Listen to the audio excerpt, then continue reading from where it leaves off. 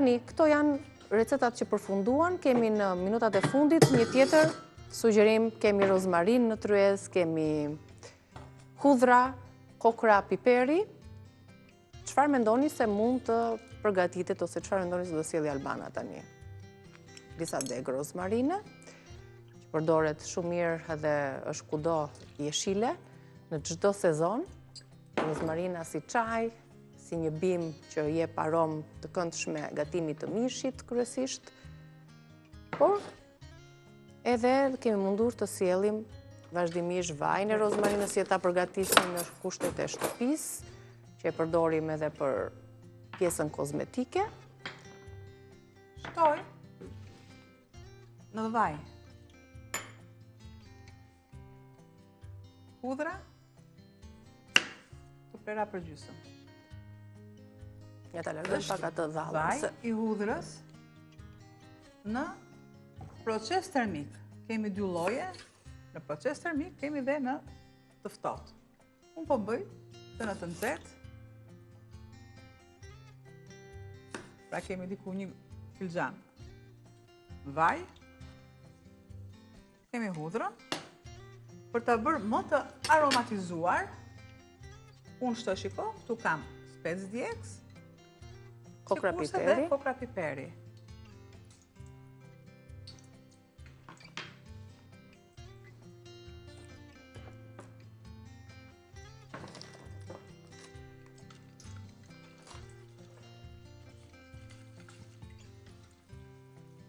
Do ta lë aq sa thelpit e hudhrës të fillojnë dhe të zbardhen, pa të marrën atë ngjyrën e perlës.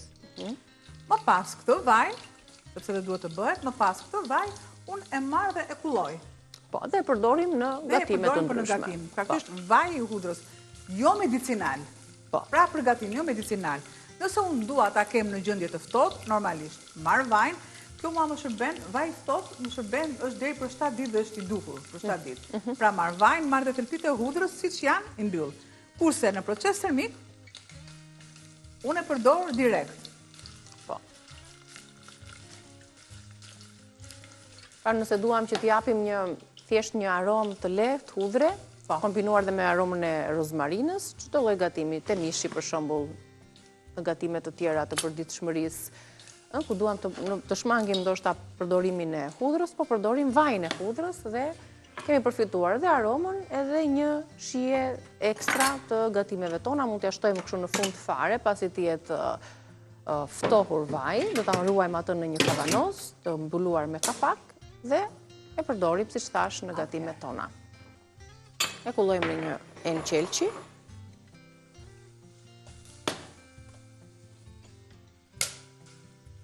E marr dhe kulloj. Derisa e pam që edhe hudhrat kanë marrë atë ngjyrën, rozmarina gjithashtu, në vaj të nxehtë lëshon aromën, ekstraktin e saj. Normalisht kërkon që të ftohet që ne ta konsumojmë. Do thoni ju me këto hudhrat që morën ngjyrë, patjetër që po, kalojni në blender dhe i keni. Po. Me atë hudhrën që mori ngjyrë, siç e përgatitet, se the që janë vajra medicinale dhe vajra për gatim. Por duam pastaj që ta kthejmë në një vaj medicinal, sipas vetë profesionistëve, ekspertëve që ne ftojmë këtu vazhdimisht, për ta kaluar në vaj medicinal ishte një vaj për kurimin e dhimbjeve të veshit, që bëheshe me hudhrën, me preshin, me qepën, me kokrat e pa bluara të kafes, të cilat ka urdisen kështu siç ti i bëre.